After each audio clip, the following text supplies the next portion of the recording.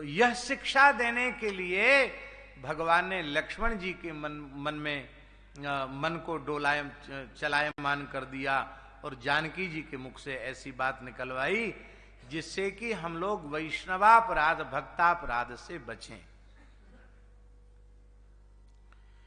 श्री रघुनाथ दास गोस्वामी पाद श्री राधा कुंड विराज रहे थे और कैसी ऊंची उनकी आध्यात्मिक अवस्था थी वो तो शब्दों में वर्णन नहीं किया जा सकता।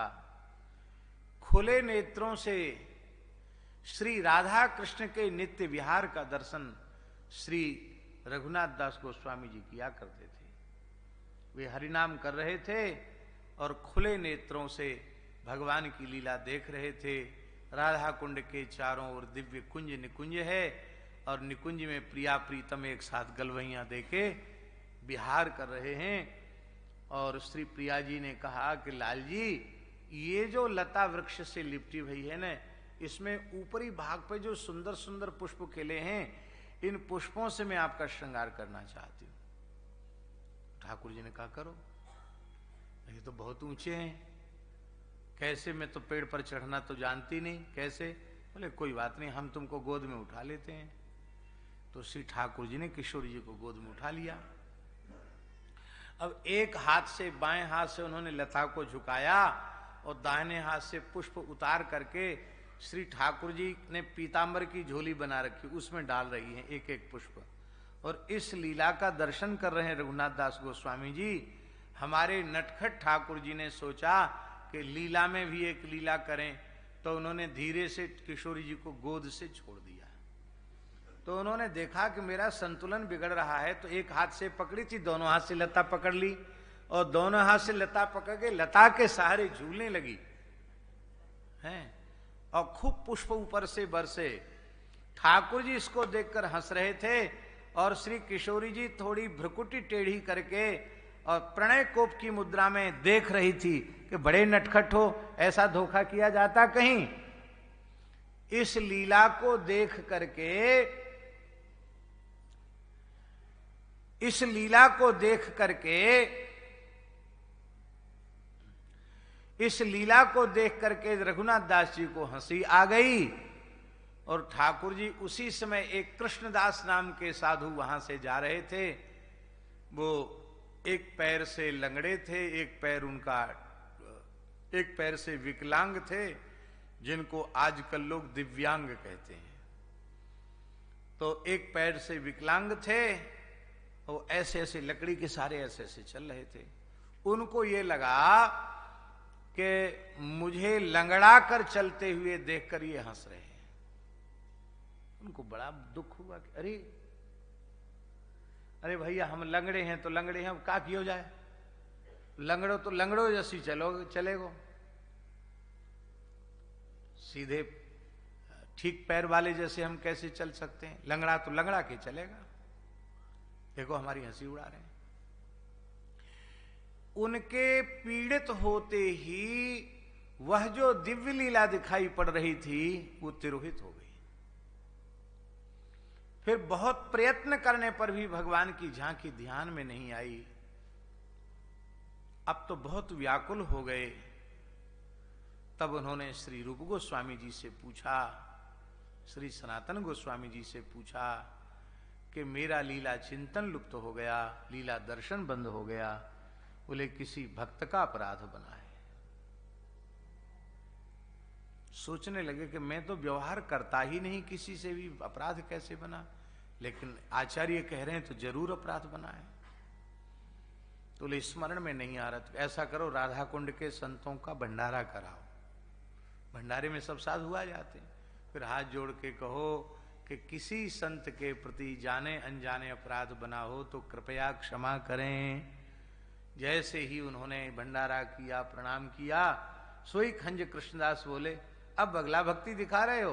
पहले तो हम लंगड़ा लंगड़ा के चल रहे थे, हमको देख देख के खी कर रहे थे, दांत निकाल रहे थे, और अब बगला भक्ति दिखा रहे हो। तब उन्होंने कहा आप क्षमा कर दो। अच्छा, अब हमने क्षमा कर दिया, तो आप क्यों हंस रहे थे? तो एकांत में जब उन्होंने बताया तब कृष्णदास रोने लगे। हाय हाय, मैं इतने दिन से ब्रजवास कर रहा हूं, मुझे एक झलक भी नहीं मिली और इनके नेत्रों के सामने प्रिया प्रीतम की लीला प्रकट होती है। कहने का आशय यह है कि इतने सिद्ध कोटि के भक्त श्री रघुनाथ दास गोस्वामी पाद और उनके द्वारा भी नाम मात्र के वैष्णव के प्रति अनजाने में बने हुए अपराध से लीला चिंतन बंद हो सकता है, लीला दर्शन बंद हो सकता है। जो प्रत्यक्ष वैष्णवापराध भक्तापराध जानकर करते हैं उनको क्या प्राप्त होगा, ये विचार करने की बात है। इसलिए वैष्णवापराध से बच करके भक्तापराध और भगवत अपराध, संतों में भेद करने से, वैष्णवों में भेद करने से वैष्णवापराध और भगवत स्वरूपों में भेद करने से भागवतापराध, और इन दोनों से बचाने वाला ग्रंथ श्री भक्तमाल ग्रंथ है, श्रीमद् भागवत ग्रंथ है, इनसे बचाने वाला ग्रंथ है। तो स्त्री संगीनाम गतिमितस प्रथयश्चचार, तो श्री जानकी जी के हरण को करा के भी और भक्त के अपराध से बचना चाहिए, यह शिक्षा भगवान ने प्रदान की। हाँ, तो वो बात पूरी कर दें। तो हनुमान जी ने पूछा कि अब प्रायश्चित कैसे होगा आपका फिर? तो जानकी जी ने कहा यहां से जाकर तुम मेरा प्रणाम राम जी के चरणों में पीछे पहले लक्ष्मण के चरणों में प्रणाम निवेदित करना।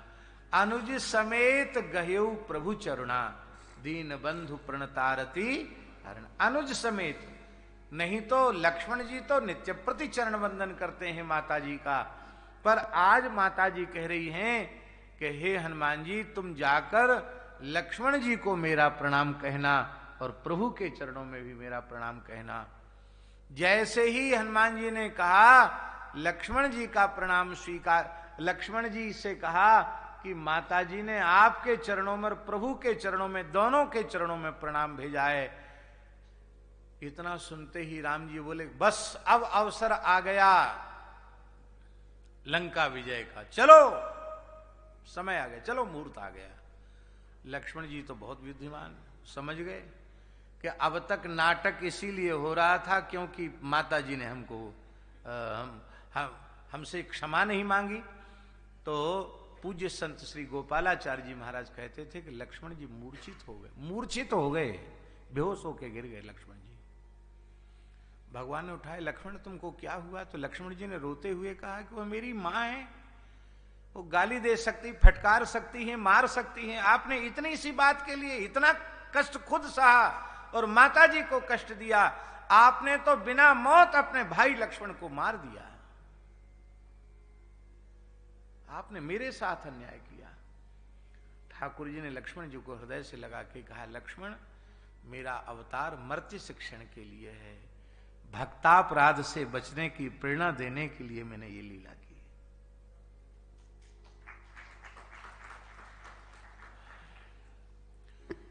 सीता जी से वियुक्त होकर के प्रभु दीनहीन की तरह जंगल में विचरण रहे हैं, भ्रात्रा वने कृपणवत, दीन की तरह प्रियया वियुक्ता श्री जानकी जी से वियुक्त होकर के विचरण कर रहे हैं। स्त्री संगिनाम गतिमितस प्रथयश्चचार।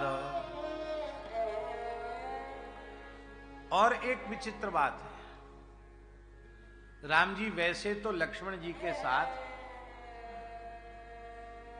मार्ग में बातचीत करते हुए चलते, और जैसे ही किसी ऋषि मुनि महात्मा की पर्णकुटी दिखाई पड़ती, उसको देखते ही टेर लगा के रोने लग जाते। हे मैथिली, हे सीते, हे खगने, हे खग मृग नयनी, कहाँ हो? वहीं चिल्लाने लग जाते। लक्ष्मण जी मन में सोचते, ऐसे तो ये सावधान चलते हैं, बातचीत करते हुए चलते हैं, और जब कोई ऋषि का आश्रम दिखाई पड़ा तो तभी जोर जोर से रोने लग जाते हैं, चिल्लाने लग जाते हैं। तो वे ऋषि अपनी कुटिया से बाहर निकल के आते हैं, प्रभु को रोते हुए देखकर कहते, देखो तो सही, ये परब्रह्म परमात्मा हैं और इनकी गृहिणी को राक्षस राज ले गया है रावण, तब इनको इतना रोना पड़ रहा है। भैया तपस्या में भारी विघ्न है, स्त्री संग्रह से दूर रहना चाहिए, हैं? ये